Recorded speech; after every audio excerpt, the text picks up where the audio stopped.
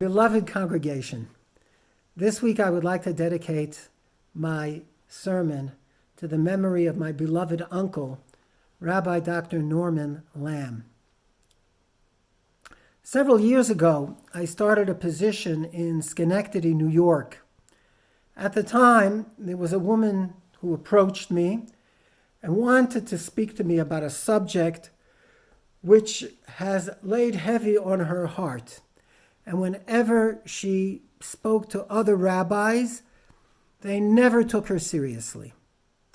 So I said, perhaps I can help. So she started speaking to me. It seemed that she believed in aliens and that she was at one time abducted by them. And I said to her, I have to admit, I'm not an expert in this subject, and there's very little in Jewish literature which addresses aliens. Although I thought perhaps angels are extraterrestrials, and we certainly believe in those. But then I remembered that my uncle, Rabbi Lamb, wrote an entire essay, it's available, on this issue, and he expresses a favorable response to the existence of extraterrestrial life forms. This was back in the 60s. So the woman said, "You mean you believe me?" I said, "Sure. Of course."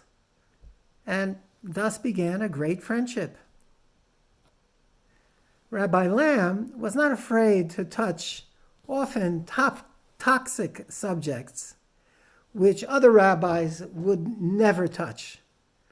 And often his conclusions were startling, but they were always all firmly based on halachic principles.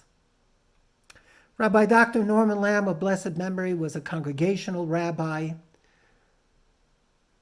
a scholar, an academic administrator, a prolific author, and world leader of the modern Orthodox movement. He also served as president of Yeshiva University and eventually chancellor of that institution. He was the premier representative of Torah true modern orthodoxy in the world. In short, to me at least, he was Superman. And the only kryptonite that stopped him were old age and the loss of his beloved Eshes Chayil, my Aunt Mandela, alaiha shalom, to coronavirus. To me, of course, he was, till his dying day, my very special Uncle Norman, which I addressed him all my life with that appellation. With your permission, I'd like to share a couple of vignettes that my cousins and nieces and some of the grandchildren and children mentioned at the funeral. And I'd like to include some of my own personal reflections as well.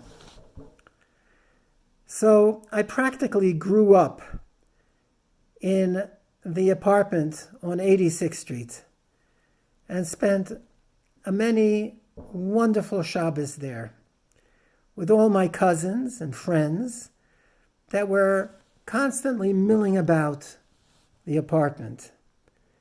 Shabbos was special. My aunt was an excellent cook, and she often cooked together with my grandmother, alaiha shalom. And my cousins had beautiful singing voices, and the zemiros, the harmonies, were absolutely otherworldly. I also loved davening in their shul, the West Side Jewish Center on 86th Street, and was so proud of the fact that my uncle wore a top hat. His sermons were perfect. And at the time, I assumed that all rabbis gave speeches of this caliber. It was only many years later that I discovered how labor-intensive those sermons actually were. He explained to me how he developed a sermon, how he gave it, how he practiced. I would often chat with the other congregants in the shul. I didn't know who they were. I just knew their names. There was a Dr. Philip Birnbaum, who I later discovered was the author of the famous Birnbaum Siddur. And there was this other guy who, when I was very young and would make a lot of noise in my seat during the sermon, he would always shush me. I later found out that his name was Eli Wiesel.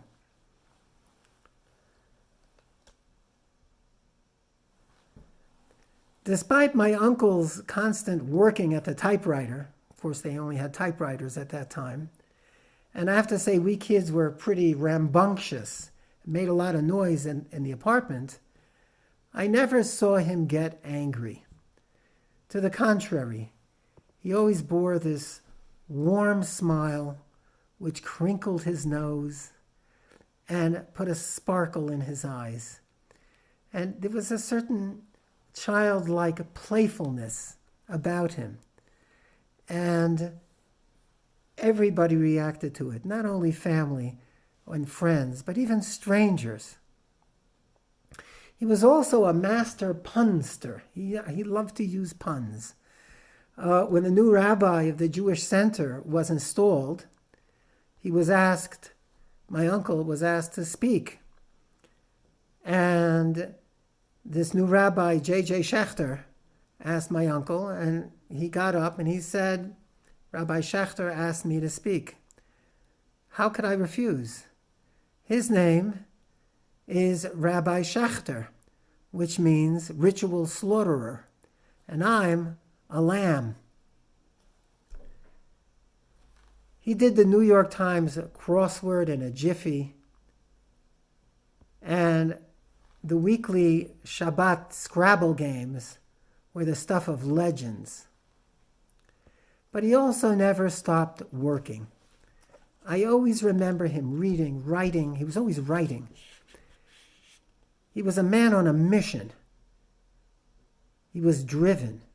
He would sleep only a few hours at night. My cousins told me that they asked him, how does he do it? And he said that he survives by taking these 8-minute power naps during the day. He would tell my Aunt Mandela, Min, wake me up in 8 minutes.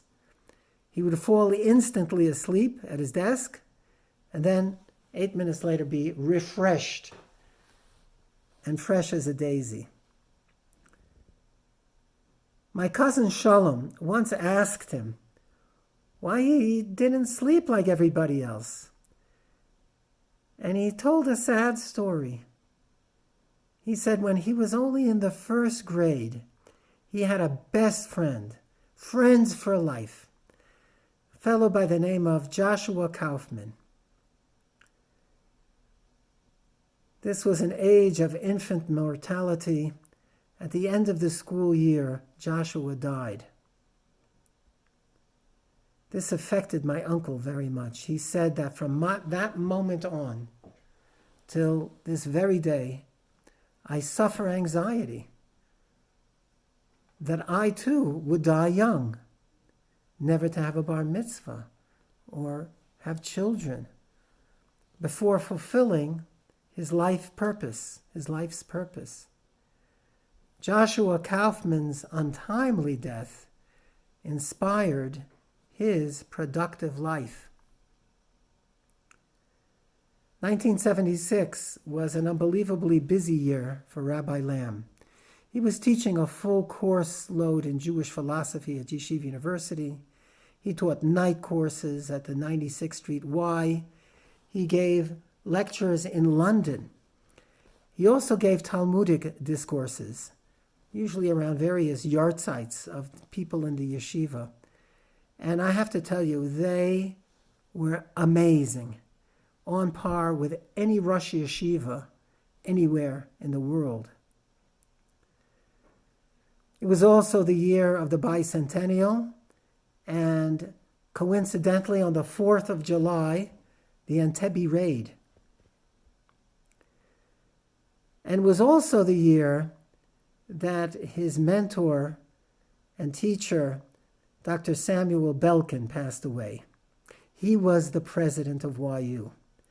YU was looking for a new president, and he knew that he was going to be a candidate.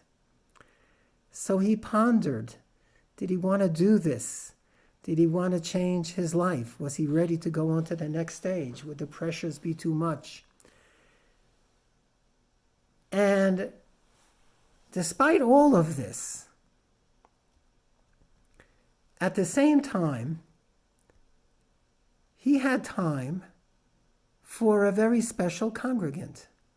My cousin Shalom told me this amazing, amazing story.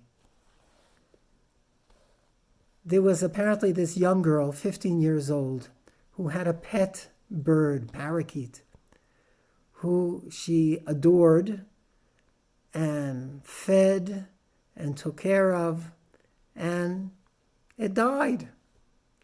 She was crushed. She was angry at God, and she did not want to go to shul anymore. My uncle noticed that she wasn't in shul, and he found out what happened.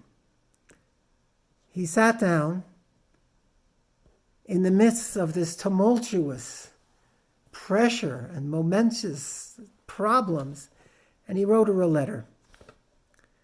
And I saw the letter. I'm going to just quote a few lines. He said to this Lori, "We are all mortal creatures. By this I mean that all living creatures must one day die, come to an end. Not only birds and animals and flowers, but human beings as well. It is a sad thought, but one which we all have to learn to live with. For instance, if you knew that your bird would live forever and ever, you might not have taken the time to show her your love. Feed her, caress her, so that you could hear her beautiful music, appreciate her chirping. It is only because we humans know that life is limited that we make the effort to fill the years with light and helpfulness and kindness and goodness. I know that the loss of your bird was a painful experience, but I hope the explanation that I gave you will help you in some way overcome your sorrow. If the death of that little bird will help you achieve this kind of perspective, then your bird will have made a real contribution to your life, and she will live on within you forever. Uncle Norman, I miss you.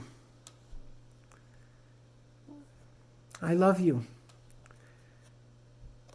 I take some small measure of comfort in the knowledge that you're with Aunt Mandela and my parents, Herb and Jean Kelman, and my Aunt Bracha, and your parents and your family, and Aunt Judy. We only ask that you be a Gitta Beiter, a good advocate for all of us, and I want you to know that you will always live within us forever. Tehei Nishmas Nochem ben Shmuel, Tehei Tzrura b'Tzror HaChaim. May the soul of Nochem, son of Shmuel, be for an eternal blessing. Thank you.